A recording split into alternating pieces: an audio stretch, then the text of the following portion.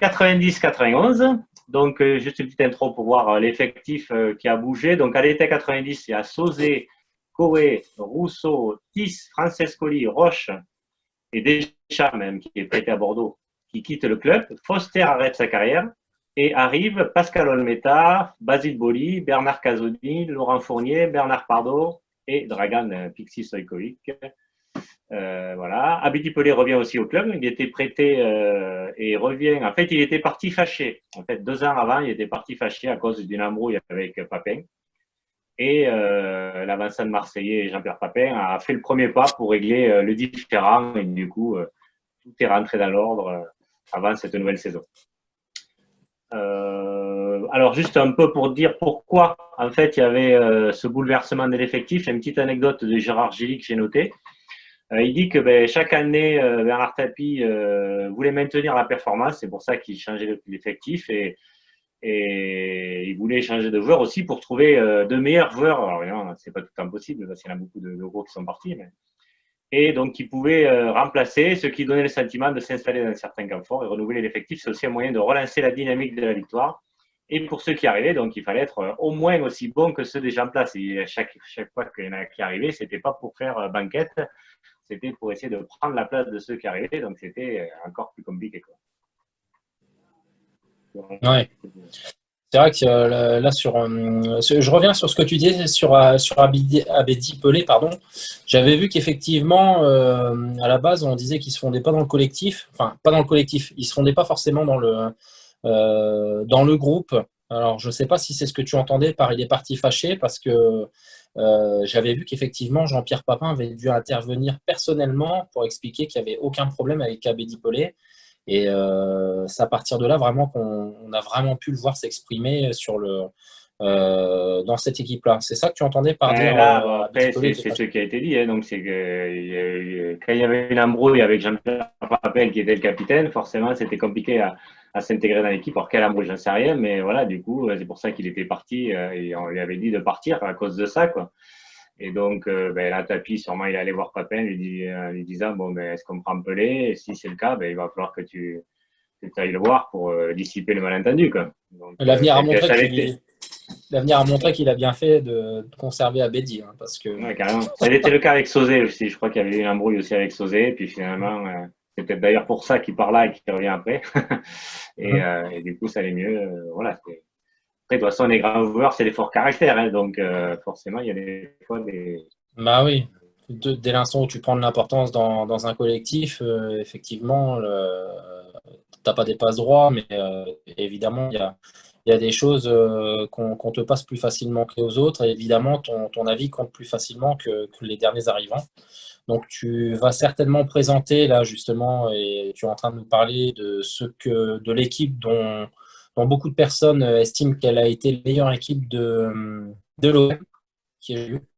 Personnellement, je ne partage pas forcément ce sentiment-là, parce qu'il y a certains postes où j'estime que ce n'est pas le cas, même si j'estime qu'il y a certains joueurs, à l'instar de Chris Waddle, surtout, qui auraient mérité d'être là en 93 et qui ne l'ont pas été, mais on en parlera plus Alors tard. après, moi, je ne sais pas si tu as vu le reportage qui est passé, enfin, qui passe en 2 épisodes sur RMC par rapport à l'épopée européenne de l'OM.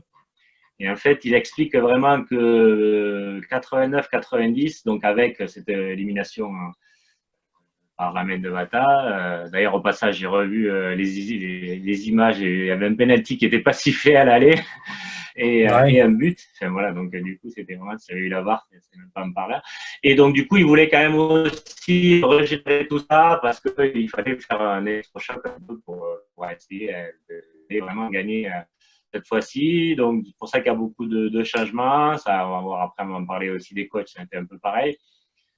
Donc voilà, il voulait vraiment, comme je viens de dire sur l'anecdote, toujours c'était ça, quoi. Essayer de, même si quand ça va bien, puis c'est bon, quand il fait quand même une demi-finale de Coupe d'Europe et que tu es champion, bon, mais forcément ça va bien, mais lui, il fallait toujours régénérer. Deschamps fait un peu pareil aussi, hein, c'est un peu le même principe. Ouais, Et on l'a vu. tu as raison de le souligner. Tu as raison de le Ouais, nous, souligner, on peut, mais excuse-moi, tu as raison de le souligner, mais Didier Deschamps, lui, par contre, est plus mesuré dans son changement. Il change rarement plus de 30% de l'effectif. Enfin, c'est un petit peu sa vision des choses, hein. Mais tu as raison de le dire, il tient vraiment ça de Bernard Tapie qui estimait qu'il fallait souvent régénérer l'effectif pour que le discours de l'entraîneur puisse mieux passer. Ce qui est aussi assez paradoxal, puisqu'on va s'apercevoir sur cette année qu'il y a eu encore une valse des entraîneurs, comme on l'a déjà souligné sur les époques précédentes. Donc il n'y a pas forcément le même entraîneur, mais malgré tout, les joueurs doivent changer. Alors c'est vrai que dans la façon d'aborder le choix des joueurs qui vont former l'équipe au début de la saison, tu t'aperçois quand même que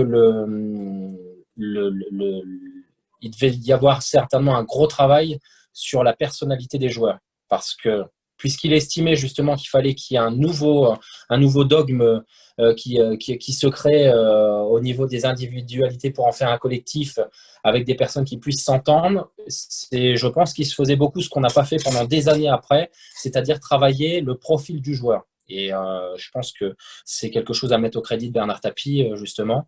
C'est qu'il travaillait évidemment le collectif, mais aussi les individualités, à savoir si jamais les différents joueurs qui allaient être sélectionnés allaient pouvoir bien s'entendre.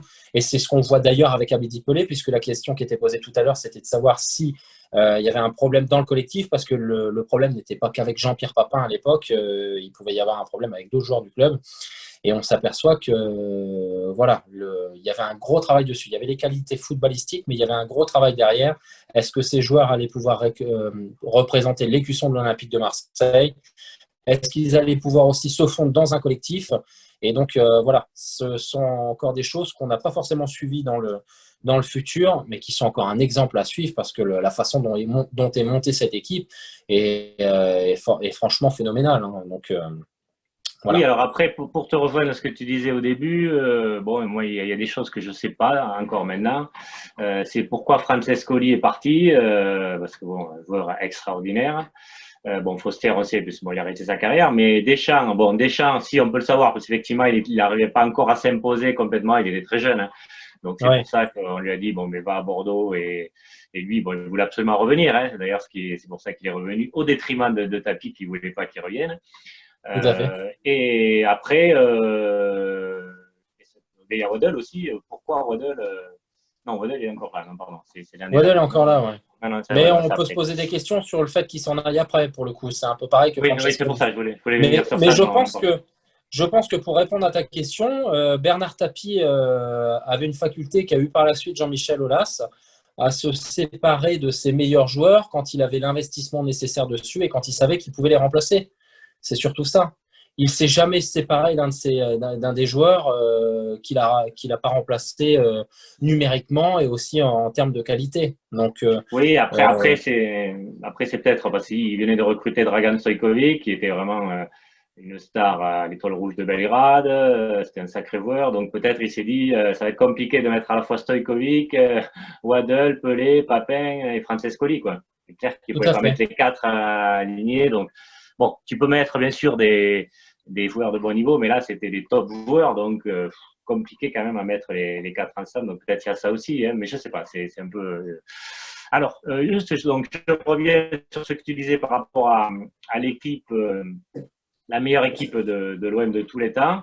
Alors, comme moi je l'ai déjà dit avant, 90, 91 et 89, 90, pour moi, c'est à peu près pareil. C'est deux équipes qui se valent. Peut-être 90, 91 légèrement devant, bon, parce que moi j'aime Stojkovic, donc c'est aussi pour ça, mais Francescoli j'adore aussi. Mm-hmm. Mais c'est vrai que, alors après, c'est même pas la meilleure équipe de tous les temps, on le verra après, c'était carrément la meilleure équipe au monde de cette année-là, quoi. Donc Ah il y oui, a pas oui, photo. clairement. Clairement. Voilà. Donc on l'a vu après avec la Coupe d'Europe, mais donc c'est vrai que quand tu as ces joueurs-là devant, alors évidemment. Il y en a qui l'a pas fait jouer, hein, des Tigana, des Stojkovic, par exemple, il l'a pas fait jouer en finale où il l'a fait rentrer.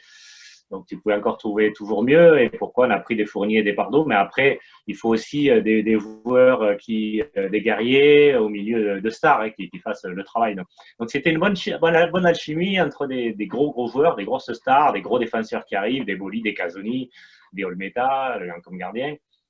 et des joueurs de devoir comme Fournier, Pardo, Bruno Germain, qui chaque année, avec les joueurs qui arrivaient, on disait il jouera jamais, puis il était quasiment à chaque fois titulaire très vite.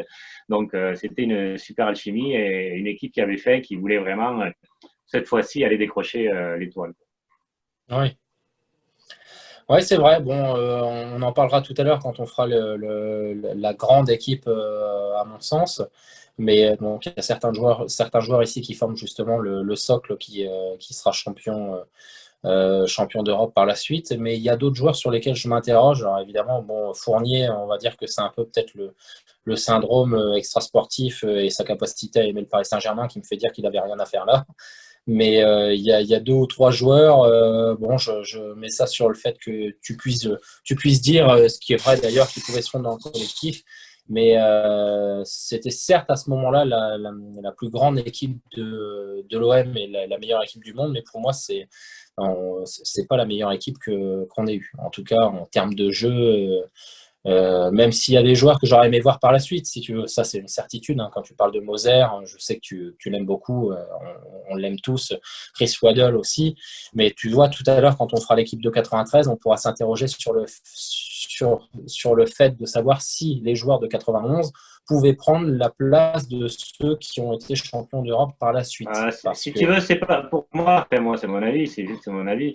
Euh, pour moi, 93, c'est l'équipe, disons, la plus costaud. La plus costaud, alors, elle est très, attention, parce que 90-91, quand tu as quand même des Boli et des Casoni, c'est quand même très, très costaud. ouais, Mais voilà, c'est peut-être plus au niveau guerrier, avec des Deschamps, des Sauzé au milieu, même des Deli.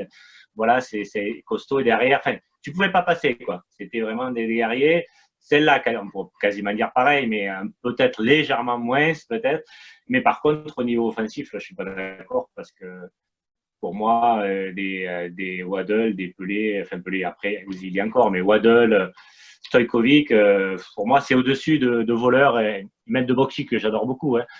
mmh, Mais voilà, pour moi, je pense qu'au niveau technicien, on était quand même largement au-dessus cette année-là. Et de toute façon, Tapi l'a dit hein, dans son interview dans l'équipe enquête, il a dit en 91, donc à la finale face à l'Étoile Rouge de Belgrade, ben, on était les meilleurs et on n'a pas gagné. Et en 93, on n'était pas les meilleurs. C'était sûrement le Milan AC qui était au-dessus, mais on a gagné. Donc bon, après, ça c'est c'est l'histoire du vrai. foot. Ce qui est paradoxal. Mais je reviens un peu, puisqu'on s'intéresse quand même fortement à cette équipe. Quand je regarde là l'équipe qui compose le 11 de départ, justement, de manière générale, en fait, on joue à 5 derrière à cette époque-là. Tu as Eric Dimeco, Après, ouais, tu as Boli, tu as ouais, c'est ouais. ça? Tu as Moser, tu as Casoni, et après, tu as Amoros sur le côté droit. Je pense que c'est un peu un 5-3-2 qui devait être mis en place, mais elle était vachement costaud défensivement, cette équipe-là, surtout. Je pense Après, si que tu veux, parce que c'est comment dire, l'avantage et le défaut de Goethals, quoi.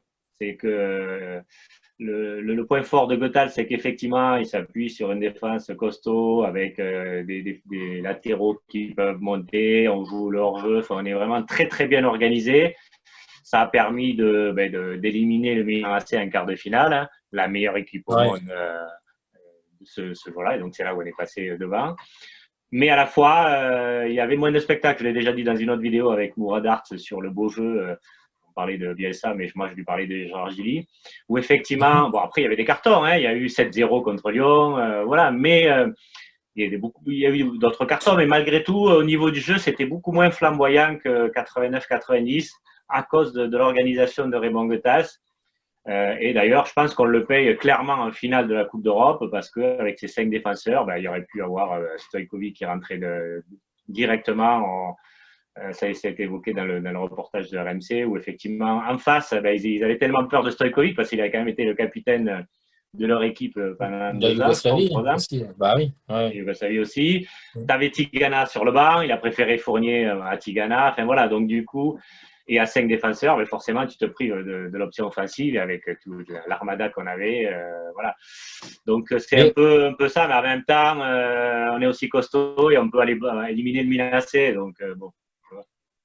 Tu sais qu'en 91, justement, à ce moment-là, j'ai à peine 9 ans, enfin, où je viens de les avoir, et j'ai encore des souvenirs, on a tous des souvenirs lointains, mais j'ai le souvenir du soir de la finale, donc avec mon père, qui est pas forcément très footeux, mais évidemment enfin, qui suivait qui aimait bien regarder les matchs de l'OM, parce que évidemment, c'était la grosse équipe de l'époque, et puis donc qui regardait cette fameuse finale.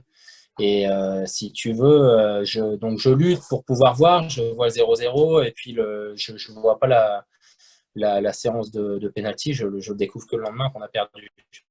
Et en fait, j'ai souvent essayé d'expliquer mon admiration pour l'Olympique de Marseille et cet amour, parce qu'on est au-delà Oui. de la perception amicale ou ce genre de choses. Et en fait, je le tiens de ce soir-là, vraiment.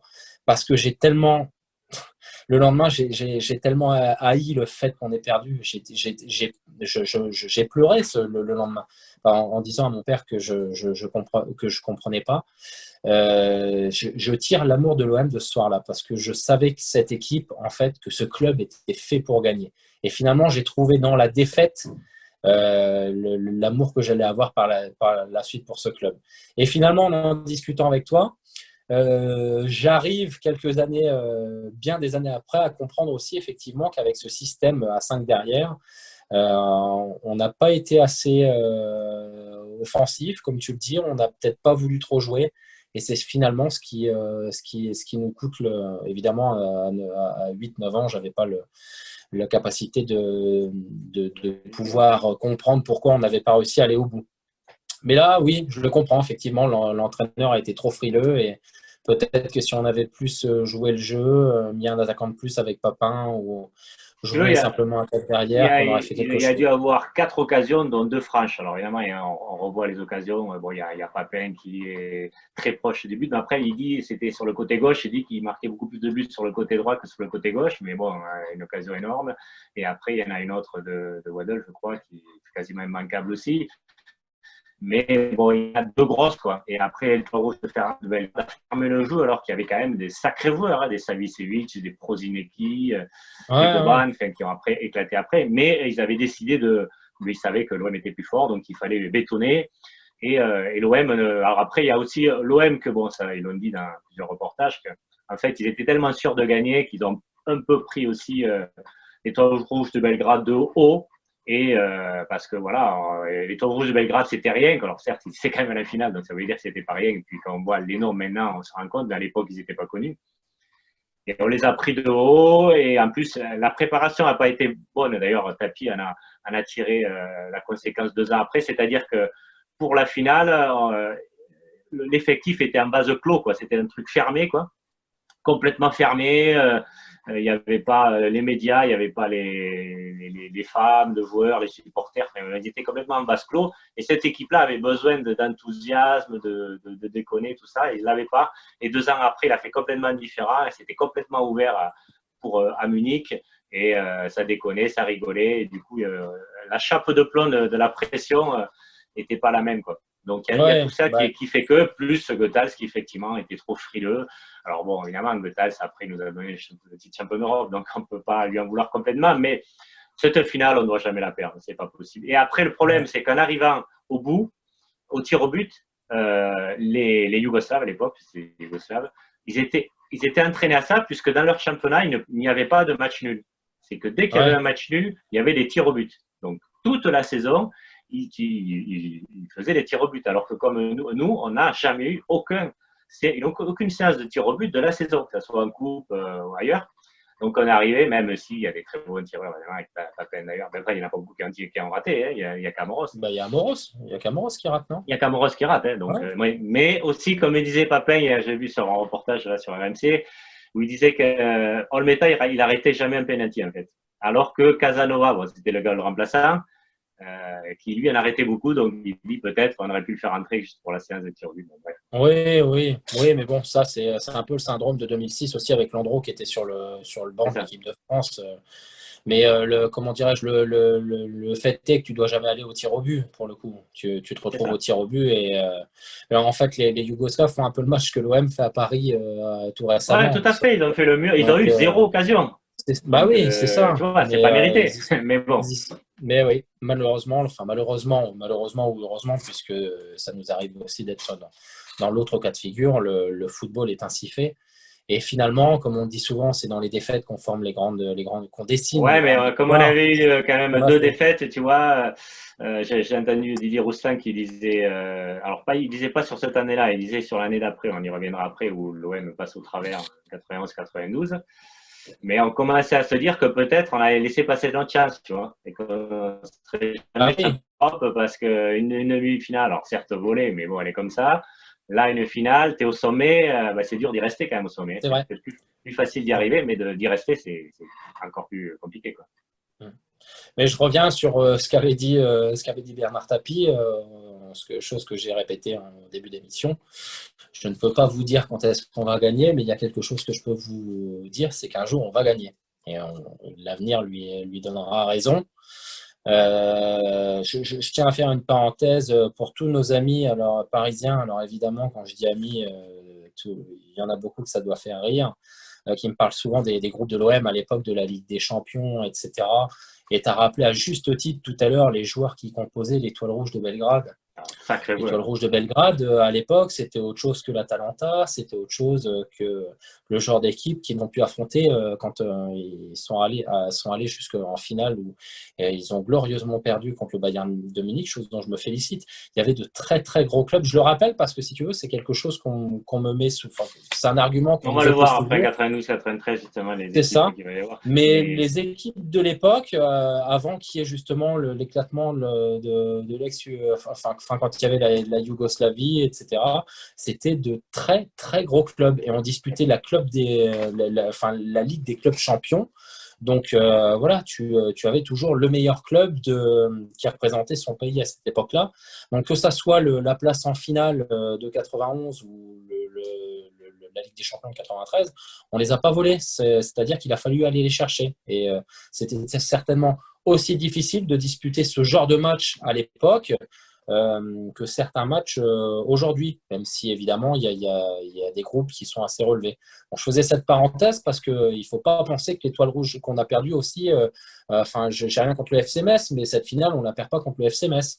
On la perd contre l'Étoile ah Rouge de ouais, Belgrade, qui était tout à quand fait. même un gros club et Ah, qui ne mais volait pas il y sa a même qualification. Panchev devant qui n'a pas fait une carrière peut-être connue, mais c'était un des meilleurs attaquants d'Europe aussi. Et puis Savicevic, Prozinski, Boban, c'est des sacrés joueurs qui ont fait des sacrées carrières. Et même pour y revenir à l'année d'avant, 89-90 contre Benfica, il y avait quand même Valdo et Ricardo qui après ont explosé à Paris, qui étaient des Oui, sacrés joueurs aussi, quoi. tout à fait. Donc voilà, donc non, c'était des sacrées équipes. Alors juste Mais pour c'est bon de le continuer, rappeler. oui, voilà, ah oui, bien sûr. Juste pour continuer ce que tu disais, et qui explique après le changement des entraîneurs qu'il y a eu, c'est qu'il y a Gérard Gilly, j'ai revu le reportage qui est passé sur Football Club de Marseille, qui dit à la fin Ouais, de 88-89, donc on est 89-90, pardon, Tapi me dit, non, 88-89, ouais, quand ils font le doublé, il dit à Gérard Gilly, bon, on repart pour un an, mais par contre, bon, tu dois être champion parce que tu l'as été, donc forcément, c'est une formalité, hein, tu dois l'être. Par contre, tu dois être champion d'Europe. Si tu n'es pas champion d'Europe, je te vire. Donc, tu vois la pression. Et là, donc là, en fait, l'OM échoue en finale. Alors, il ne le vire pas totalement, mais en fait, il lui met dans les pattes Franz Beckenbauer. eh oui. Un centimbre, il attend un petit peu, mais bon, après, pourquoi il fait ça? On l'a déjà parlé avec la main de Vata, c'est qu'il voulait un homme avec une stature, justement, pour que l'OM soit pas lésé à la Coupe d'Europe. Mais forcément, quand tu as Franz Beckenbauer qui a été champion du monde en tant qu'entraîneur hein, avec l'Allemagne juste avant, en 90 d'ailleurs, et qui arrive là, forcément, il va pas être sur le banc à écouter Gérard Gilly. Enfin, tu vois, c'est lui qui arrive et c'est lui qui va faire le truc. Et Gérard Gilly, Ouais. c'est pareil. En fait, c'est Gérard Gilly qui est parti. Il a dit j'attends 15 jours pour voir. Et quand Franz Beckenbauer est arrivé, c'était même pas la commanderie à l'époque. Je n'ai plus retenu le nom, mais c'était à côté de un quartier de Marseille. Il est Ouais. arrivé, il y avait l'athlétisme, il y avait des lanceurs de javelot de poids qui s'entraînaient au milieu des footballeurs. Quoi. Donc c'était vraiment Ouais, c'était notre un époque, hein. centre. Ah ouais, notre époque. Donc lui, il est arrivé Ouais. là, il voit ça. Il y avait les vestiaires, il y avait une fenêtre qui était cassée depuis la saison dernière et il y avait du bière qui était rentré parce que voilà, l'été était passé. Enfin, c'était vraiment des conditions de travail exécrables. Donc forcément, On a l'impression Beckenbauer, il d'être en arrive. DH dans ce que tu, Tout à fait, dans c'était ça. ce que tu remémores là. Donc Gérard Mais Gilly est habitué parce qu'il était au centre de formation, mais Franz Beckenbauer, forcément, il arrive, il y a le choc. après, avec l'arrivée de Beckenbauer, je pense que surtout que les rôles n'ont pas été très bien définis à la base. Je pense que Bernard Tapie a voulu le garder un peu en cartouche en se disant qu'il prendrait la place principale si jamais ça se passait mal avec Gérard Gilly qui était déjà en place. Mais je pense que Franz Beckenbauer, il était là surtout pour j'ai compris, vous inquiétez pas, C'est ça, ça ne ouais, se tout à fait. En reproduira fait, plus, c'était ça. Le comme but tu de disais. Tapie, bah, après, on n'est pas dans la tête de Tapie, donc on sait que c'est malin. Donc il y Non, a toujours des trucs derrière. Donc voilà. Enfin, en tout cas, c'est Gilly qui a dit ça, enfin, ce que Tapie lui a dit, en fait, qui lui a dit, en fait, je prends Beckenbauer, tu continueras à être entraîneur, mais Beckenbauer est là, effectivement, pour le prestige et pour l'Europe, et puis il est là pour. Mais toi, tu es quand même un jeune entraîneur, donc voilà, il peut donner des conseils de champion du monde, voilà. Donc le but c'était ça, mais effectivement ça avait du mal à marcher parce que Gérard Gilly vient d'être champion de France, faire le doublé. Bon, il n'a pas un ego surdimensionné, hein, c'est un entraîneur très, très humble. Mais ouais. bon, malgré tout, c'est compliqué d'avoir Franz Beckenbauer derrière qui te surveille, quoi. Bon, finalement, de toute façon, pour faire la transition, ni l'un ni l'autre ne resteront. Comme ça, Exactement. les dés sont Effectivement, jetés. Beckenbauer, en fait, il est écarté du poste d'entraîneur après une défaite 4-0 à Auxerre. Voilà. Et après, donc, il est remplacé donc, en janvier 91 par Raymond Goethals. Et voilà. Là, l'aventure recommence et va au bout, évidemment, du titre de champion. Mais ça, il n'y avait pas trop de mal puisqu'on avait quand même de l'avance. Et donc, la Coupe d'Europe, donc avec des matchs extraordinaires. Moi, je parle de Dragan Stovic qui était au début de 90-91, qui est revenu, mais bon, après, il n'avait pas la confiance de Raymond Goethals. Et à OM Tirana, par exemple, en 16e de finale, il fait 5 décisives, quoi. Ouais. 4 décisives et il obtient un penalty. Et il y a eu d'autres matchs que j'ai oubliés, mais on s'est baladé en fait tout le long jusqu'à arriver en quart de finale avec OM Milan AC. En fait, c'était le révélateur. On savait qu'on était un grand d'Europe, bah, il fallait le prouver face à la meilleure équipe du monde. Je vois les remplaçants, enfin je le savais, mais évidemment, comme on a travaillé un peu notre élocution sur l'émission qu'on est en train de produire, je vois les remplaçants, effectivement, ce sont des remplaçants de luxe. Hein. Je ne suis pas persuadé qu'il y ait beaucoup d'écart entre le niveau des remplaçants et des titulaires. Hein. Pour le coup, Ah c'est non, non, mais clair, hallucinant. c'est clair. Il y avait vraiment deux équipes. Et même, tu vois, tu disais Fournier.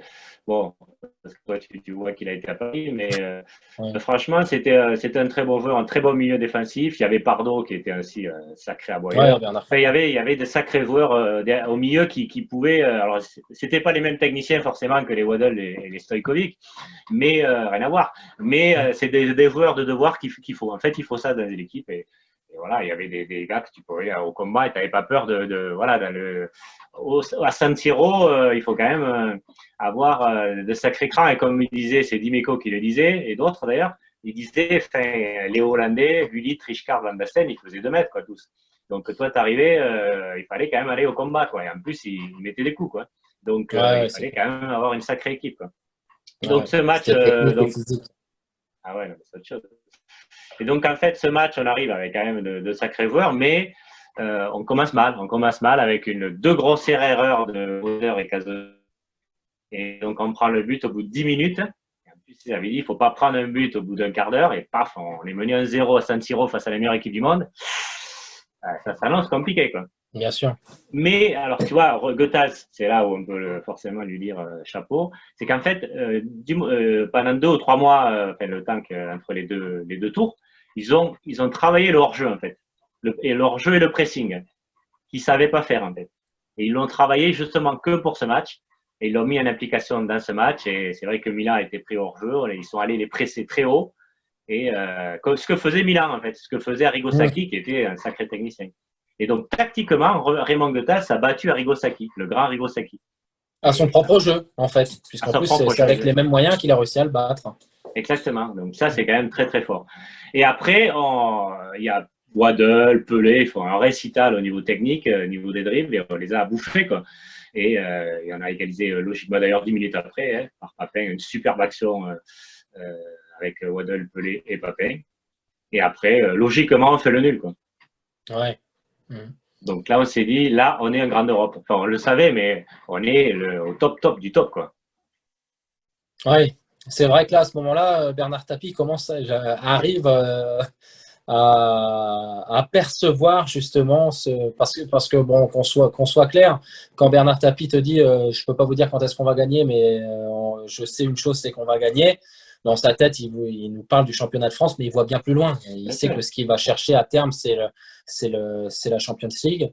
Et à partir de ce moment-là, bon, c'est pour ça on perd en finale. Mais comme tu le disais tout à l'heure, on ne va pas penser à sa place, mais on essaie de s'y mettre et de comprendre. Et donc, on sait qu'à ce moment-là, il est au courant qu'il va y aller. Il sait pas à quel terme, mais il sait que ça se rapproche. Il sait que voilà, il a mis les moyens pour y arriver et qu'on y est presque. Alors, ça expliquera pas ce qui se passera l'année suivante, mais il sait très bien que la coupe, un jour, il va pouvoir l'offrir au peuple marseillais. Ouais, ben si tu veux, c'était le Milan AC, c'était quand même, ça fait 2-3 ans qu'ils étaient au sommet. Hein. Donc c'est un peu comme battre le Barça de Guardiola, quoi. Voilà, la grande équipe du Ouais, Barça bien sûr. qu'ils ont fait, c'était Milan AC, c'était ça, quoi. Donc c'était pas battre, comme tu disais, l'Atalanta Bergame ou Leipzig. Hein.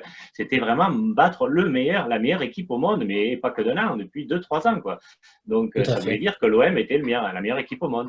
Après, en Mhm. demi-finale contre le Lokomotiv Moscou, bon, on est allé gagner là-bas. Donc, c'était plié, quoi. On a gagné 3-1, je crois. Donc, la finale nous tendait les bras et ce qu'on a fait. Et puis voilà, donc on est arrivé à cette finale donc, où on l'a dit. Donc, pour moi, ouais, c'est vraiment une des plus belles équipes de l'OM de l'histoire. Ouais, comme je l'ai dit, Ah oui, plus je suis belle année d'accord, hein. Une des plus 89-90. belles. Ouais. J'ai été plus mesuré sur le fait, pour moi, me concernant, je sais que c'est l'avis de beaucoup de supporters, plus mesuré sur le fait de me dire que c'était la meilleure, mais c'était une des meilleures. Je reviens sur ce que tu disais tout à l'heure avec Gullit, Van Basten, Rijkaard, justement, les Hollandais d'ailleurs, on est quasiment 30 ans après, ils n'ont jamais eu une équipe aussi forte qu'à cette époque-là. Hein. C'était le gros club. Hein. Quand tu parlais du Barça de Guardiola, bon, évidemment, au niveau du jeu, c'est différent, mais c'est exactement l'exemple qu'il fallait prendre. C'est-à-dire que c'est l'équipe l'équipe qui ravageait tout sur son passage. Hein. C'était inespéré. En 93, pour le coup, justement, je me souviens très bien de cette finale-là. On se demandait tous quasiment à quelle sauce on allait être mangé, un peu comme quand on a rencontré Parme dans un degré moindre Ah, moi, en je sais pas finale pareil. de Moi, l'Europa League. j'y croyais beaucoup. J'étais même sûr qu'on allait Oui, gagner. j'y croyais, mais tu savais qu'en face, c'était un ogre. Ah Je veux non, dire, ça c'est clair. si tu veux, le Milan en face de l'OM à cette époque-là, c'est le Brésil en face de la France en 98. Ouais, après, pas au niveau du jeu, parce que le niveau du jeu, c'est quand même très, très défensif, c'est très C'est costaud, mais différent, pas. mais c'était une équipe, tu te disais, Ah oui. il va falloir cravacher pour Parce que pouvoir si tu passer, veux, quoi. il n'y a même pas qu'offensivement, il y a derrière, hein, quand tu vois, Baresi, c'était le meilleur libéro au monde, Ah hein, bah, c'était un joueur ouais. extraordinaire. Maldini, alors certes, il était jeune, mais Maldini, n'en parlons il pas. était extraordinaire. Au milieu, il y avait des Donadoni. Enfin, c'était une équipe extraordinaire. Et Bah, puis, enfin, de toute voilà. façon, on fait cette émission-là sur l'OM, mais si à Milan, ils faisaient la même, ils t'expliqueraient que c'est la meilleure équipe qu'ils aient eue hein, à cette époque-là, Ah oui, et au puis, Milan ouais, AC. ouais. Ah non, mais Ils ça, n'ont pas c'est. eu de meilleure équipe que ça, Ah non, non, mais ça, pour c'est être clair. Ça, c'est clair. franchement. Donc Bah, écoute, voilà. ouais, on va peut-être passer sur cette année-là. Donc, alors, si, attends, juste, on n'a pas dit pour les entraîneurs. Oui, non, si, on l'a dit. Et après, par contre, oui, l'OM perd aussi en finale de la Coupe de France 1-0 face à Monaco. Bon, après, je crois que c'était 4 jours après ou 3 jours après la défaite en finale. Donc, forcément, tu arrives, tu n'as plus l'énergie, tu n'as plus le moral, tu n'as plus rien. Quoi. Ouais, C'est compliqué à aller gagner. Quoi. ouais, Donc, ouais. 4. Ouais. En plus, dans cette équipe de Monaco, il y avait des Marseillais qui ont à la fois fait la grandeur du club et qui sont revenus par la suite. Il y avait Marcel Dib de mémoire. Ouais. C'était compliqué, effectivement. L'équipe de Monaco, qui était une grosse équipe aussi à cette époque-là. Hein. De toute façon, c'était un très gros club. Donc bon, évidemment, je comprends qu'après la déception de la finale, on n'ait peut-être pas retrouvé les sensations pour pouvoir aller chercher ce que finalement on avait déjà et ce pourquoi on n'était pas armé parce que voilà, s'armer pour gagner la Ligue des Champions, oui, mais ça faisait office de déception derrière. Donc, Ah bah, c'est clair, c'est pas pareil, tu passes de la finale de Ligue des Champions à la finale de Coupe de France. Bon, ok, c'est pas si jeune, exactement. c'est pas pareil. Bon, et tu me Juste, diras, vas-y. aujourd'hui, tu vois, comme quoi il faut toujours remettre les choses dans leur contexte, Ah parce ouais, qu'aujourd'hui, une finale de Coupe de France, on en a on vécu l'apprend tous les jours. quelques-unes. Voilà, on la prend tous les jours, hein. Moi, je les ai vus en tribune, les 2 ou 3 dernières. Donc, Paris, oui, 2 fois Trop chaud, Paris. Et puis, ouais, voilà, donc je les ai vécus en tribune au Stade de France. Je les aurais bien gagnés et prises avec plaisir, hein. Donc, c'est clair. Donc c'est voilà. pour ça Donc, qu'on était vraiment à un stade énorme. Juste pour, exactement. parce qu'il y avait des Gérard Gillet encore en début de saison, j'ai encore une anecdote de lui. En fait, il dit, Tapi lui demandait tout le temps pourquoi tu fais ça. Pourquoi tu fais ça? Pourquoi tu fais ça? Donc il y a même Gérard Gillet lui dit, ben, je vais t'appeler, pourquoi tu fais ça, quoi. Et alors en fait, il lui a dit en fait, si tu arrives à me convaincre au niveau tactique, hein, au niveau tactique, au niveau composition d'équipe, ben, tu vas y arriver à convaincre les joueurs. Parce que bon, convaincre Tapi, c'était quand même pas gagné, quoi. Donc, Bien sûr. en fait, c'était sa tactique à Tapi, l'air de dire, voilà, c'est que bon, il va falloir aller les chercher les joueurs pour les convaincre, quoi. Donc ça veut tout dire. Ça veut dire enfin, comment était Tapi, quoi, vraiment l'exigence au maximum, la perfection dans le management, quoi. C'était quand même quelque chose Bien sûr. d'incroyable. Ouais. Alors, je ne sais plus, tu vois, pour le coup, là, c'est ma mémoire qui me fait défaut. Je fais un parallèle, mais tu parles du management de Tapi et de sa façon d'aborder les choses. Il est fort probable que ça soit cette année-là ou l'année d'après. Mais il y a la fameuse anecdote du Parc des Princes, pour le coup, avec Basile Boli, où il lui explique qu'il va prendre des petits ponts et qu'il arrive justement à te monter tout le vestiaire dans une telle force d'état d'esprit, avec un tel esprit guerrier, que ce match-là, il était hors de question qu'on le perde. Je ne me rappelle pas. Il est, il était Tu te rappelles pas de cette anecdote-là? En fait, c'est, comment dirais-je, il y a un match justement qui se déroule au Parc des Princes. Et je ne sais pas si Bernard Tapie a senti que l'équipe était en état de faiblesse ou quoi que ce soit, mais il affichait en gros justement dans le vestiaire une affiche, comme si c'était par exemple une en-tête de l'équipe, dans lequel, alors je me demande, c'était peut-être pas Ricardo, c'était un joueur du PSG, mais il ne m'intéresse pas, donc je me rappelle plus duquel il s'agissait, qui expliquait qu'il allait mettre des petits ponts abolis durant tout le match. D'accord. Et donc, il arrive dans le vestiaire, les joueurs arrivent, il y a cette affiche-là qui est en gros sur le matraqué, puis il demande aux joueurs justement si ils comptent laisser passer ça. Et ce match-là, derrière, est une boucherie. Enfin, les Oui, bah tacles, après, c'était la grosse rivalité, c'était monté en épingle par Tapi et par Canal+, donc c'est vrai qu'il y avait aussi ça qui c'est ça, faisait. effectivement. Et donc, je vérifierai plus tard, mais il est possible que ça soit sur cette année-là. Mais ils n'ont rien laissé passer. On a remporté ce match-là. Et je rebondis sur ce que tu disais, parce que Bernard Tapie était très fort pour ça. Il savait à quel moment il pouvait communiquer et de quelle manière.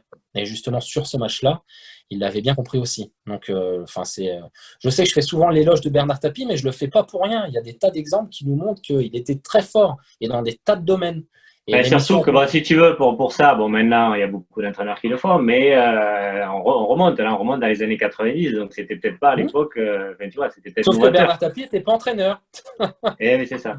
Eh oui, Et il juste était pour président. revenir là, parce que du coup, ça m'a fait tilt ce que tu dis par rapport à la finale de Coupe de France qu'on prendrait. Mais l'OM est passé très près du triplé, en fait. Parce que on est champion de France, on perd donc en finale au tir au but.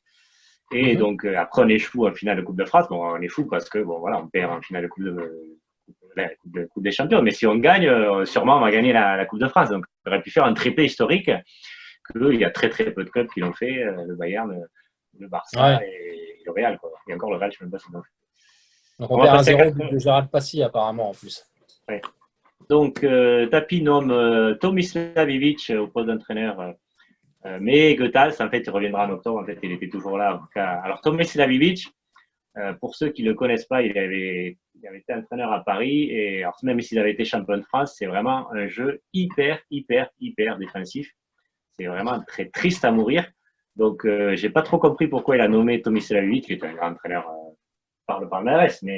Mais alors, vraiment un jeu dégueulasse, on peut le dire. Il y a un entraîneur en plus qui avait fait ses classes au PSG en plus, Ouais, mais Tomi à la limite, Stanovic. si c'est un grand entraîneur, bon, c'est un grand entraîneur, mais c'est surtout, si tu veux, le profil de l'entraîneur hyper défensif, alors que Mmh. Tapi, adore le jeu offensif et que à l'époque, il y avait quand même des sacrés joueurs.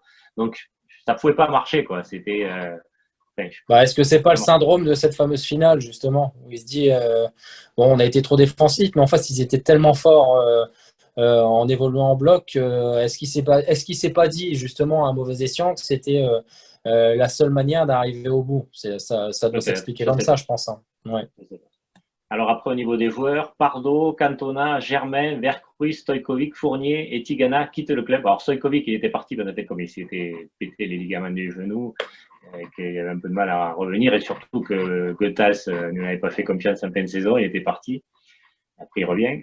Angloma, Biles, Xereb, Durand, Trevor Stevens sont recrutés, et Deschamps et Sauzé reviennent de près. Donc, Ouais. vraiment un gros changement. Beaucoup de joueurs très bons offensifs qui partent. Merkuis, Stojkovic, Cantona et Angloma. Donc, en fait, beaucoup de joueurs derrière. Angloma, Weiss. Et au milieu, Xereb et Durand. Bon, qui étaient quand même de très bons joueurs à l'époque. Et donc, et Deschamps et Sauzé qui reviennent et qui après vont prendre totalement l'envergure qu'on connaît de ces deux joueurs. Alors sur cette équipe justement de 91-92, par rapport à l'équipe de... Moi, ce qui me choque principalement, enfin ce qui me choque, ça ne me choque pas, mais sur l'équipe de l'année précédente, c'est que je regardais les remplaçants tout à l'heure, je les ai cités comme étant des remplaçants de luxe. Je ne te cache pas que sur cette année-là, c'est loin d'être le cas, c'est-à-dire que finalement le 11 paraît s'être renforcé. Je dis bien paraît parce que pour ceux qui sont Je arrivés à pense ce qu'ils moment-là, ouais, je pense qu'ils sont en sont dessous. plutôt des joueurs voilà, de qualité équivalente. Mais je trouve que finalement, le banc s'est largement affaibli hein, par rapport au départ que tu citais tout à l'heure, les Vercuis, etc. Sur l'année d'avant, c'était des joueurs qu'on Ah retrouvait ouais, aussi ouais. sur le banc. Et cette équipe de la transition, j'appellerais ça comme ça parce qu'on en discutera tout à l'heure, me paraît beaucoup moins armée, ce qui explique aussi qu'on n'ait pas eu forcément le même déroulement en compétition européenne. Même s'il y a Libra aussi, qui est un joueur que j'aime beaucoup parce qu'il a été là dans les bons comme dans les mauvais moments aussi. Mais je pense que tu pourras le souligner toi également. On est loin de l'équipe de l'année précédente. Oui, alors je suis d'accord, mais après, si tu veux, on a quand même survolé le championnat. Bon, après, c'est sûr, quand t'as pas la Coupe d'Europe, c'est plus facile, mais bon, en fait, j'ai revu moi le reportage et c'est vrai que je comprends mieux. À l'époque, j'avais pas trop suivi, enfin, je me rappelais plus trop quoi. En fait, c'était la première année de la Ligue des Champions en fait, hein, et Oui, c'était pas comment dire la formule de maintenant, c'est-à-dire qu'il y avait un match, un préliminaire en fait à passer, un tour préliminaire pour après être en phase de groupe. Donc en fait, donc on a rencontré le Spartak de Prague, donc cette phase de poule. Et du coup, bon, on était tellement sûr de passer qu'il y avait même 16 000 spectateurs au stade seulement. Donc les supporters avaient totalement lâché ce match. Enfin, pour eux, c'était une formalité. Et puis c'était pas intéressant. C'était pas les gros. Spartak de Prague, on ne connaissait pas. Alors qu'après, on a su qu'il y avait quand même Nemeček et un autre, Varouchek. Enfin, je sais pas, il y avait deux super joueurs au milieu. Mais bon, malgré oui, tout, voilà, on les connaissait pas. Et donc, pas de public. Et surtout, après, on mène 3-0 quand même. Donc, le match aller-retour, on met 3-0, donc le match est plié, on est qualifié, quoi. Et bien puis, sûr. gros relâchement, et on prend deux pénaltys. Alors, si vous n'avez pas vu l'image de Boli, il fait un attentat, mais comme jamais, quoi. C'est-à-dire qu'il va, il est complètement lassé, il touche le genou du quoi. À coup de match maintenant, hein, c'est un truc de, je sais pas comment il a pris, mais Ouais. fait deux erreurs monstrueuses et un total relâchement, quoi. Et donc, du coup, tu vois, on fait 3-2, et donc après, au retour, c'est un traquenard là-bas, et on perd 2-0, enfin, on fait un non-match aussi. Mais bon, déjà, tu ne dois jamais le perdre, tu prends de haut, et même à 3-0, tu te relâches, enfin, tu vois. Donc, on avait quand même une équipe qui pouvait aller loin. Alors, je ne sais pas si elle aurait pu gagner cette année-là, mais bon, il y a quand même ce match-là enfin, que tu ne vas jamais perdre non plus, quoi. Ouais. Ouais, c'est vrai. Bon, surtout au vu du 11 de départ, enfin, qui est encore tout simplement hallucinant, qui arrive avec un Deschamps qui est Ah, t'as complètement Deschamps, t'as aguerri, Sauzé, t'as Waddell, t'as Papen, t'as qui, Pelé, t'as Angloma derrière. Bon, enfin, non, ouais. c'est quand même un sacré Il y a équipe. Jean-Philippe Durand aussi, Ouais, qui est un beau joueur. qui montrera là-dessus, qui était un très bon joueur et qui méritait sa place aussi. Mais bah écoute, oui, je suis un peu comme toi, je comprends toujours pas ce qui a pu se passer à ce moment-là. Alors je sais pas s'il y a eu Alors là, par Si contre, ça Bernard, s'explique ouais, extra sportivement, ouais, ou c'est ça. comment Bernard Tapie l'a expliqué, tu pourras Alors, peut-être me répondre à ce niveau-là. expliquer, il l'a pas expliqué, mais par contre, il a dit il a rassuré tout le monde. Alors que là, franchement, on était un peu au fond du trou, quoi, pour savoir ce qu'il allait faire. Et il dit, je vais reconstruire un OM plus fort. Et c'est ce qu'il a fait. C'est ça qui est assez incroyable parce que là, on était vraiment voilà, deux fois, on est au sommet de l'Europe. Là, on va même pas en phase de groupe. Enfin, c'est quand même un sacré quoi. Et là, il Ah se oui, dit, non, non, ne vous inquiétez pas, je vais réussir à trouver. Et après, il a fait du ménage. Là, c'est pour ça que là, les waddles, tout ça, bon, on comprend pas trop. Mais en fait, c'était un fin de cycle. Il y a beaucoup qui l'ont dit qu'il y avait aussi une fin de cycle. Que, au bout d'un moment, une équipe est ronronne. Hein. C'est vrai qu'il faut souvent 2, 3 ans ouais. maximum. Et après, il faut passer à autre chose. Hein. Et donc, ben, c'est pour ça qu'après, il a fait une sacré ménage dans l'effectif. Et donc, Bon, après, c'est vrai que Bernard Tapie est quand même quelqu'un qui savait. oui, pas très stable non plus. Oui, et puis il apprenait de ses erreurs quand même. En tout cas, à l'OM, on a vu que quand il a échoué, il a toujours su rebondir. Donc, je suis pas étonné qu'à ce moment-là, il t'explique qu'il va se servir de ça pour pouvoir être plus fort derrière. Mais bon, sincèrement, c'est vrai que tout à l'heure, on faisait un parallèle sur l'équipe d'avant. Bon, par contre, le maillot est magnifique. Mais voilà, Bernard Tapie ne l'a pas expliqué. Il savait qu'il allait falloir être plus fort et qu'il allait justement tirer les conclusions de ce qui n'avait pas fonctionné.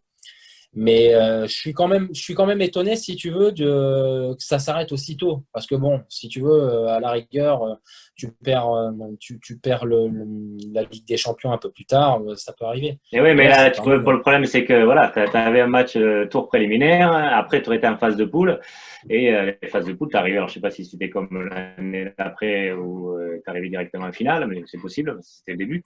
Mais il y avait qu'un match à louper, c'était celui-là, quoi. Voilà, C'est et ça. parce que du coup, tu Ouais, participes pas à phase de groupe, donc ça fausse tout, quoi. Donc, ouais, on refera jamais l'histoire, c'est clair. Mais après, je ouais. sais qu'un championnat, l'OM a survolé, enfin, c'était. Mais bon, c'est sûr qu'on espérait mieux. Alors Donc, par justement, contre, je me permets de te poser cette question-là. Tout à l'heure, on a vu que finalement, Raymond Goethals arrive à la fin sur l'année précédente. ouais. Là, sur cette année-là, il nomme Tomislav Ivic et on s'aperçoit qu'en novembre 91, c'est Raymond Goethals une nouvelle fois qui prend le relais. Donc, quel était le rôle de Raymond Goethals au niveau de la transition en fait il était adjoint de Tomislav Ivic, En il fait, donnait son non, c'est pas avis, ça, non, il était un peu la réserve de la République. c'est un peu C'est qu'en ça. fait, bon, Gotha, c'est quand même, c'est un vieil entraîneur, hein, il avait quand même fait il avait fait sa carrière, donc il arrivait à la fin, il commençait un petit peu à en avoir marre, quoi. Donc, Ouais, c'est pour ça qu'il avait fait une saison, et là, bon, c'est pas Tapi qui l'a écarté, c'est plutôt lui qui voulait plus, en fait. Et bon, d'accord. après, l'année d'après, il est revenu. Mais voilà, c'était. Ouais. Donc après, d'ailleurs, il a arrêté hein, après avec le titre champion d'Europe. Mais voilà, il arrivait en fin de carrière et donc il en avait marre de toute cette pression et tout. Et donc c'est pour ça D'accord. qu'il avait dit bon, on met Ivic et puis après, bon, mais forcément, comme Goethals c'était un sacré entraîneur, bon, mais on reprend Goethals, on va pas chercher ailleurs ce qu'on a au club. Quoi. Ouais, ouais, d'accord. Ok. Ouais. Donc 92, alors juste oui, avant la saison qui arrive, 92-93, mais le 25 avril 92, tu as Jean-Pierre Papin qui annonce avant le match, je ne sais plus quel match d'ailleurs, le match, oui, le Ouais. match pour le titre face à Cannes, son transfert de l'OM au Milan AC devant les supporters présents, JPP, 182 buts pour l'OM, c'est pas rien, le meilleur attaquant de l'histoire de l'OM, sans aucun doute. Ballon d'or, Ballon d'Or 91. 91, effectivement. Ouais. Oui, tout à fait. Ouais. 90-91, ouais, Ballon d'Or. Donc. Bah, Et donc l'idole de là, ma jeunesse, c'est. hein, quoi. Ah bah oui, non, Moi, mais c'est. Jean-Pierre Papin, c'est l'idole de ma jeunesse, hein. Je me rappelle avoir dit ça. Qu'est-ce que tu veux faire plus tard, mon fils? Avoir répondu à mes parents, je vais être comme Jean-Pierre Papin. J'adorais Jean-Pierre Papin.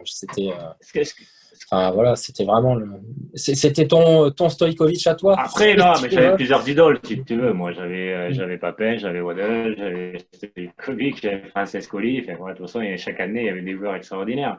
Après, si tu veux, moi, il y avait les deux, quoi. C'était Papin, c'était mon idole, parce que moi, je jouais avant-centre. Donc, forcément, hein, quand moi, quelqu'un qui réussit autant de buts et autant de volets, comme le disait Dimeco, là, récemment, il disait c'était sûrement le meilleur joueur de volley, quoi. avec Van Ouais. Basten. Voilà, c'était incroyable les reprises de volée qu'il faisait. Et après, il s'entraînait devant les buts longtemps. Mais oui, bien sûr, il y avait. Moi, j'adorais les numéros 10 et les buteurs. Donc forcément, c'est pour ça que j'adorais Stojkovic et Papin. Mais Waddle, j'étais un fan aussi absolu. Donc, Alors, juste une parenthèse, excuse-moi Sébastien, mais je pense qu'elle mérite qu'on la cite. vas-y. Quand tu dis que Jean-Pierre Papin annonce justement son transfert devant le Vélodrome au Milan AC, il faut savoir aussi que l'année précédente, il avait souhaité partir et que Bernard Tapie lui avait dit non. Donc, un peu comme Pape Diouf le fera plus tard avec Ribéry, il n'est pas question que tu t'en ailles. Tu resteras une année de plus et l'année prochaine, si tu le souhaites, je te donne ma parole, tu pourras partir. Et c'est ce qu'il a fait. Mais Jean-Pierre Papin voulait partir une année avant, justement, qu'il fasse justement cette annonce au Vélodrome. Donc bon, à l'époque, il y avait quand même beaucoup plus de respect de la hiérarchie et il était compliqué aussi de ne pas respecter ce que Bernard Tapie pouvait te demander de faire. Mais il avait accepté il avait joué le jeu, il avait accepté. Et Bernard Tapie a tenu parole en le laissant partir justement, comme tu le soulignais, avec ce fameux match où, avant le coup d'envoi, il explique aux supporters qu'il allait quitter le club. Oui, tout à fait. Après, il était resté 5 ans, donc c'est vrai qu'on pouvait lui accorder un départ. Oui, tout à fait. Alors 92-93, donc à l'issue de la saison, donc des départs majeurs sont enregistrés avec Papin, Moser et Waddle, donc énormes joueurs qui partent. Donc une fin d'une époque, clairement. Et Tapie obtient les signatures de Rudi Voller, champion du monde à l'Allemagne, Alain Bokchik, on avoue qu'on ne connaissait pas, hein. Jean-Marc Ferreri, qui était un sacré technicien au milieu, Jean-Jacques Edli, donc plutôt défensif, milieu défensif, Marcel Desailly, donc qui était au début de sa carrière, mais qui était, on l'a vu après, qui est devenu énorme. Fabien Barthez, qui avait été énorme avec Toulouse. Oman Beek, bon, adepte de retourner, mais bon, voilà. Martin Vasquez, qu'on pensait que ça serait un énorme joueur. C'était un petit peu un flop quand même. Oui. Alors justement, excuse-moi Sébastien, je rebondis encore une fois sur Martin Vasquez, que Bernard Tapie explique avoir pris à l'encontre de l'avis de l'entraîneur, justement, et en reconnaissant qu'il s'est trompé. Donc, comme tu le disais, beaucoup de personnes pensaient que ça allait être un grand joueur et finalement, ça s'avérait être un flop. Donc, même Bernard Tapie n'a pas très bien compris pourquoi ça s'était passé de cette manière-là. Oui, bon, après, c'est sûr qu'on ne peut pas avoir une réussite sur tout, quoi. Donc, malgré le départ du buteur Papin, hein, qui avait 5 fois été meilleur buteur, l'OM fait une super saison, évidemment, avec l'issue qu'on connaît, avec la victoire en finale à Munich. Mais bon, avant ça, il y a une campagne européenne. Hein. On commence d'abord par Glasgow, hein, où c'était une sacrée équipe avec Marc Atley, qui était un sacré attaquant, qui a après joué à Monaco. Et Fighting Spirit, une ambiance de fou en Écosse. C'était un sacré match d'aller là-bas, quoi. Il fallait vraiment être costaud, quoi. Ouais. Ouais, non, c'est la grosse année. Je ne sais pas si tu veux qu'on parle un peu des joueurs qui ont remplacé justement ceux qui sont Ouais, partis. vas-y, parce que j'ai noté que ça, vas-y, ouais. Et faire un comparatif, tu vois, par rapport à l'équipe de 91, tu t'aperçois que là, tu as Marcel Desailly derrière, finalement, qui prend la place de Carlos Moser. Marcel Desailly, que moi j'avais cité dans mes plus grands joueurs de l'histoire de l'OM, hein, une super émission qu'on avait faite ensemble, qui est un joueur que j'aime beaucoup, qui est certainement un des meilleurs stoppers que la France ait connu. Rudi Voller pour l'expérience, de mémoire, il arrive à 33 ans, le renard de surface. Alors je me rappelle d'un but aussi qu'il met où le gardien a quasiment la balle justement sur le côté avec la tête. Il arrive juste à prendre un petit peu la balle et je trouvais que et à mettre le but derrière. Qui était très très fort, tu vois. Donc Alain Bokchik, Rudi Voller, tu vois, finalement on arrive à tirer un peu les conclusions de ce qui s'est pas bien passé, c'est-à-dire qu'on avait Jean-Pierre Papin avant, mais sur l'équipe de 91 qui pouvait être un peu esselé par rapport au jeu défensif. Là, tu as Bokchik, Voller, tu as Didier Deschamps qui est déjà revenu, qui a déjà un an de plus à l'OM de la saison précédente, qui revient avec la volonté de réussir à l'OM parce que il s'est imposé clairement. C'est ça, avec la volonté de s'imposer. Fabien Barthez qui prend la place dans le méta. Donc, tu as un gardien numéro 1 et un numéro 1 bis. Hein. D'ailleurs, la passation de pouvoir, c'est pas forcément très bien passé, mais Fabien Barthez, c'est un gardien énorme qui est pour moi, encore à l'heure actuelle, le meilleur gardien français qu'on ait pu connaître. Tu as Jocelyn Angloma qui a pu s'aguerrir aussi de l'année précédente, qui arrive en tant qu'arrière droit. Tu vois, le parallèle justement à faire avec l'année de 91, pour moi, j'ai du mal à trouver des joueurs, en fait, si ce n'est Jean-Jacques Edli, qui est un joueur que je n'aime pas du tout, qui pouvait finalement avoir un niveau similaire à celui de Laurent Fournier, que j'aurais préféré pas voir dans cette équipe. Mais Franck Sauzet, avec la Franck Sauzet, frappe moi, qu'on c'est lui toujours un joueur connaissait. que j'adorais. C'était un joueur énorme. En plus, c'est devenu un consultant exceptionnel. Tu vois que c'est un mec qui a une réflexion footballistique importante. C'est pas étonnant qu'à l'époque, sur le terrain, c'était un mec qui était apprécié.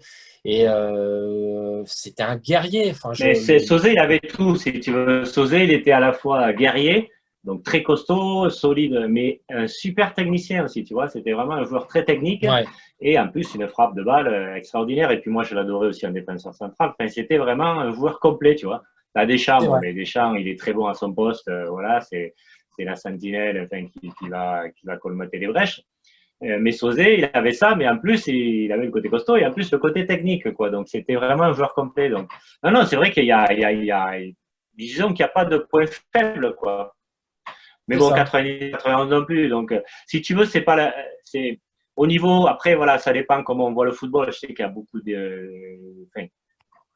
on est partagé. C'est que on aime des fois une équipe très costaud, très solide, qui va au bout, et une autre équipe plus romantique, on va dire. Mais bon, ok, on a perdu, mais on a perdu quand même au tir au but. Et voilà, et cette finale, on l'a mal joué. Donc, moi, je suis un adepte du jeu offensif, donc j'aime l'équipe de 90-91. Alors évidemment, 93, on est je comprends. Europe, donc, mais c'est ce qui va nous différencier sur ce point-là. Il fallait bien que ça puisse arriver aussi. C'est que c'est d'ailleurs souvent un débat qu'on peut avoir sur la façon de voir avec Didier Deschamps.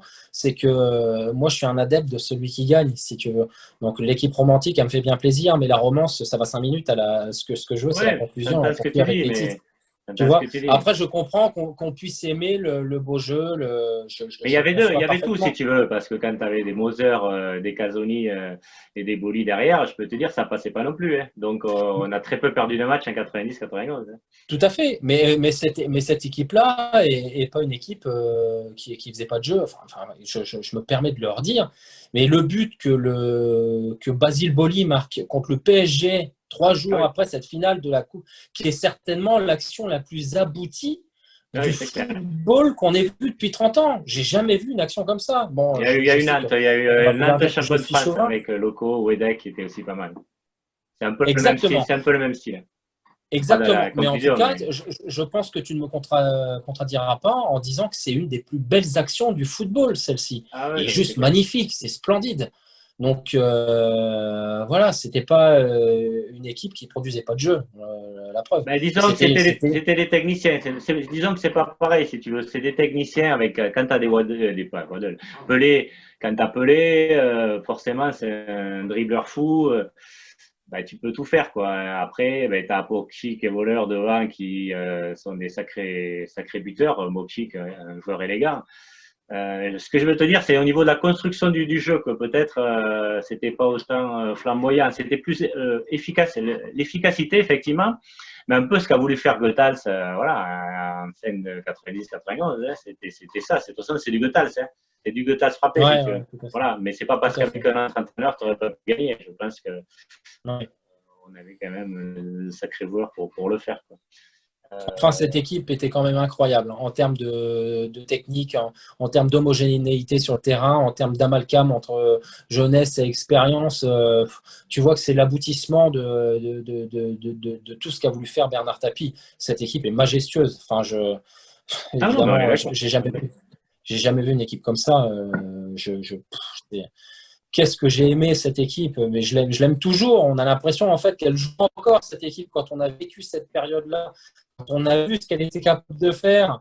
C'est, voilà, quand on parle de l'OM et qu'on dit qu'on aime l'OM quelque part dans un petit coin de notre esprit, il y a toujours cette équipe de 93 qui est là. Évidemment, on n'oublie pas l'histoire qu'il y a eu avant, mais je fais référence aussi à Eric Dimeco qui disait qu'il n'y a pas longtemps, à la terrasse d'un café, un jeune, un minot qui n'avait pas vécu cette période-là était venu le remercier pour la victoire en Ligue des Champions. Tu vois ce que je veux dire? Ah, mais ça marque, de toute façon, ça marque à vie. Moi, j'ai des mots de passe où je mets tout le temps 26 26 mai 93 de partout. Hein.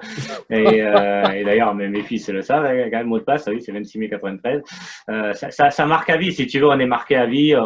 Enfin, bon, évidemment, là, cette finale, on l'a vu et revu, mais les images sont marquées à vie, notre passion est, enfin, voilà, toute notre vie, on passe à ça. Et enfin, je dis pas qu'il passe pas un jour, évidemment, il peut passer un jour sans qu'on y passe, mais régulièrement, ça y fait. C'est vraiment une fierté ultime. C'est que, bon, après, bon, il y a eu l'équipe de France avec la Coupe du Monde. Alors après, est-ce que c'est plus moins fort? Ça, c'est toujours un débat qu'on peut voir, mais c'est vraiment, Moi, c'est plus dur. en tant que supporter, si tu veux, c'est quelque chose de, c'est l'aboutissement, quoi. Enfin, tu peux pas rêver de Ouais, mieux que d'être champion d'Europe, quoi. Donc, quand c'est ouais, arrivé, ben voilà, quoi. Donc, en plus, on l'a tellement entendu parce qu'on savait que c'était possible, quoi, et qu'on l'a frisé de peu, de par deux fois. Donc, voilà. Mais après, il y avait à la fois l'alchimie des jeunes joueurs et des joueurs d'expérience. Tu as Rudy Voller, donc il avait une sacrée expérience en tant que la sélection allemande, champion du monde. Il y a Cottret Mbokik, un jeune joueur, mais talentueux, quoi. Enfin, vraiment, le gars, il arrive, il casse tout. De Saïs, c'est pareil. Par contre, tu as Deschamps, bon, qui était quand même assez jeune, hein, mais malgré tout, tu ouais. avais l'expérience, Sauzé aussi. Donc, il y avait vraiment une alchimie vraiment qui marchait bien et avec Raymond Goethas derrière qui savait y faire, quoi, au sommet technique. On va Des grandes victoires comme Hinault, alors qu'il était parti de chez Renault parce qu'on le pensait fini, ça m'a fait des choses énormes, comme la Coupe d'Europe, évidemment. Mais vous voyez, c'est à vivre. euh, je dirais que la Coupe d'Europe a un avantage sur le reste, c'est le nombre de gens que vous avez rendus heureux. Bon, la Coupe du Monde, le record du monde, c'est moi et mes marins, quoi. Donc, évidemment, c'est moins durable. Sur le coup, c'est énorme. Après coup, non. Après coup, on s'en fout. Bon, on a battu le record du monde, on l'aurait pas battu, ça change pas ma vie. Là, ça changeait ma vie parce que ça a été... Surtout on avait perdu 2 ans avant. Et le paradoxe, c'est qu'on a perdu la finale qu'on aurait dû gagner, parce qu'on était plus fort que l'Étoile Rouge. Et je pense franchement que Milan AC était plus fort que nous en 93, et c'est celle-là qu'on a gagnée.